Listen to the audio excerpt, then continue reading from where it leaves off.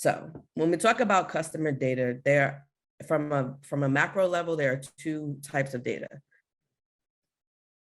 One is quantitative data, and quantitative data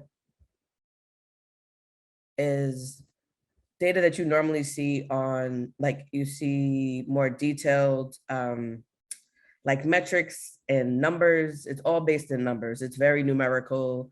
If you get any really lofty surveys from folks that are just like, well, how many people did you serve and how many things did you do? It's very numerical focused. So it would be how many things, like how many widgets. Whereas qualitative is non-numerical, and I would say is more narrative focused. So for instance, somebody says that you have great customer service. That's qualitative. And typically, while it could be captured from a survey, it would be like a very short open-ended survey that where someone evaluates your customer service or gives an open-ended question about customer service, or like something done through a focus group. So focus groups constitute qualitative data. To break it down even further, when we look at customer data, there are four main types of customer data. So identity data. Identity data is data that all of us are familiar with. So it's the name of the person, possibly their address, maybe you know their age or age range, you know something about their income, you know where they live, what community they live in or a county. Maybe you have their LinkedIn profile. Like it's all things that identify the actual customer. The next type of data is engagement data. And the engagement data really focuses on how they're engaging with their product, but I would say more specifically from, let's say, being on your website, right? So are they clicking through your website, or do they get to the first page and they click off? So looking at like click-through rates and kind of how they're navigating through maybe a virtual space with regards to your particular business or that you offer. Then there's behavioral data. So behavioral data looks at kind of what your customer is doing once they do interact. So for instance, their purchase history. So, okay, what did they purchase in the last month? Maybe they stopped purchasing stuff. Why did they stop purchasing it?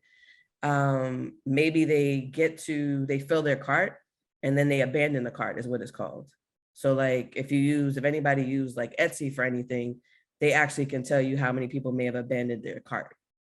So they put the stuff in there and I don't know, something happens and they don't actually go through with making the purchase.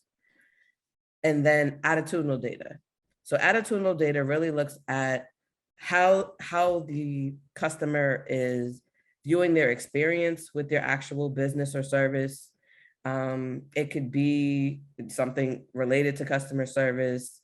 It's about how they more specifically or intimately engage with their actual product or service, their thoughts, their feelings, their emotions, and things like that. And, it could be why they may have changed their behavior. Some of the attitudes may have shifted as it relates to whatever you're offering.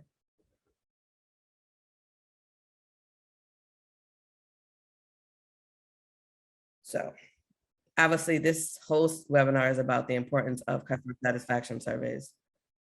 And I apologize, the noise that you're hearing is me emitting people, so don't be alarmed. It's not my sound effects, I promise. So when we look at the benefits of collecting and analyzing customer data, one, you get to learn more about your customers. So you may have some incoming assumptions about your business. They may not be accurate. As a solopreneur, you make a lot of assumptions up front about who the people are that you believe are going to purchase your product or service. However, after they've actually experienced whatever you're offering, you may find that the people that you're attracting may be completely different, slightly different.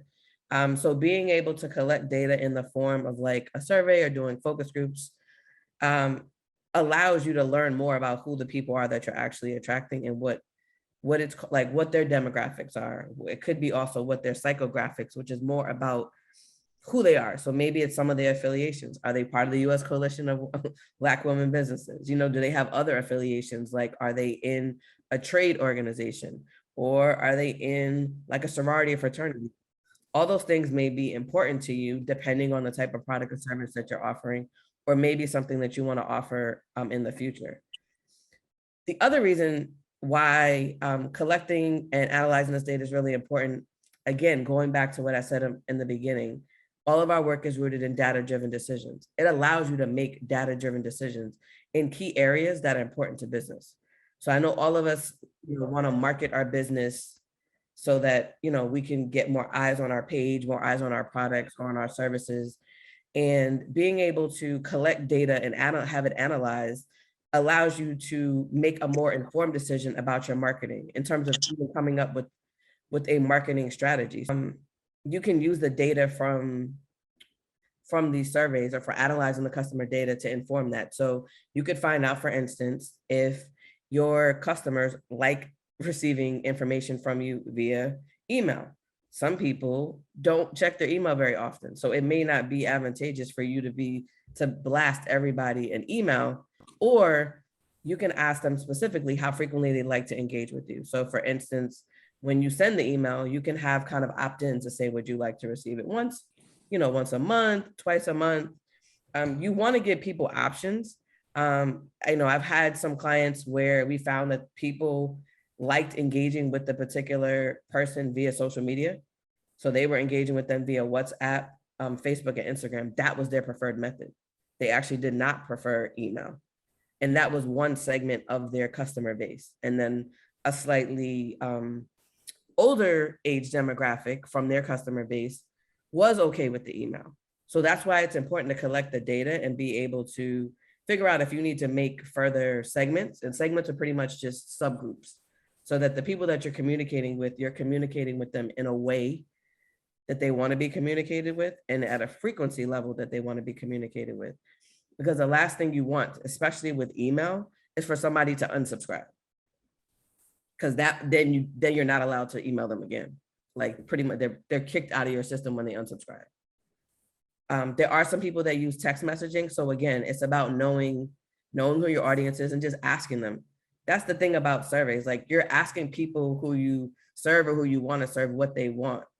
It's better to do that than to guess. Guessing could be very painful, because if you guess wrong, you run the risk of actually making somebody unhappy or making them not pleased with the business experience just by communicating with them in a way that they don't like, or feeling like they're being spammed. I know many of us have had experiences where you make one purchase on a website and then all of a sudden they're emailing you every day. I don't know about you, but I unsubscribe after that. And it just leaves a bad taste in my mouth of, I don't know that I want to patronize that business again, because I didn't give them my email address for them to spam me. But that's what a lot of people are afraid of, which is why some people give you an email address that they never check. They'll give you one, but it's the one that they never go to. And I mean, that's just a fact. So you need to just make sure that if somebody gives you email address, is this, do you really want to receive emails from me? Because people have these email addresses. It's probably an AOL account that they have not checked in years, and they will give you that. And you'll think like, oh, I have this great list. They're never opening your email. The other thing you get to find out is about the customer experience. So, surveys are anonymous, and they're anonymous so that people will be honest with you. Asking them to identify who they are takes away some of the authentic information that you'll get. So you'll be able to, somebody will just candidly share like, well, the reason why I stopped buying that particular product or using that particular service was because of, maybe I lost my job, I no longer needed it, I switched careers. It could be a number of things, but you're able to get more candid information by, collecting this data. And then, I found this in a recent survey I did from someone. You could find out about inventory or service expansion. So one of the questions that we asked was about what are the things they'd want to see in the inventory. And people were very specific about the types of items, because it was a retail business, the types of items that they wanted to see more of. So for that person, they can make a choice. They can add more to their inventory, right? You have a choice. You don't have to do these things. It's data. It's your choice what you do with them. But at least you can see that your customer was able to share with you what they would like, and that could possibly lead to more sales, which goes to the last thing of, it can boost your sales by using the data, because making some of these slight tweaks or adjustments means you'd be likely to either for the current customers, get them to purchase more. The other part is, good word of mouth travels really fast, whereas bad word of mouth can also travel fast. But if you do a really good job, the impact of referrals is extremely high. Positive referrals. I mean, a lot of the services and products that I use now were things that people referred to me years ago. So if done correctly, it should significantly boost your sales and revenue, because you'd be able to even expand the people that you serve, because customers will be happy and then they'll tell other people. So they'll also refer you business. Another thing is, when you think about marketing, if you do decide to use email or social media marketing, it can be more targeted. So on social media, I'm going to use Instagram for right now. You can do targeted, you can do paid ads for as little as $30 over a certain number of days, but you can put in the specifics. So now if you've gotten your identity data about your customer, you'd be able to put that in, and then you can specify the geographic location so that the people seeing whatever the ad is are the people that you know that you want in your customer base, to increase your customer base. So that would be a benefit. Like when people say, who's your target demographic? Another benefit is knowing more about your customer, the things that they like, the things that they're into, can also help you in figuring out possible partnerships. Because if you can figure out that they're into different trade organizations, and you can see like there's a segment of people that are in your customer base that seem to be, I don't know, I'm gonna go with electrical. I'm a little biased. My dad was an electrician. It's not just teacher. But let's just say that was the trade. Then you could then partner, with that trade organization, and maybe you guys, if they have an expo, or maybe you do an event together, because now there's something about your service or products that are appealing to this particular group, and it makes sense. It's a strategic partnership. Even if you're looking for corporate sponsorships, having that data becomes important as well. They're going to say like, well, who are the people who is your customer base?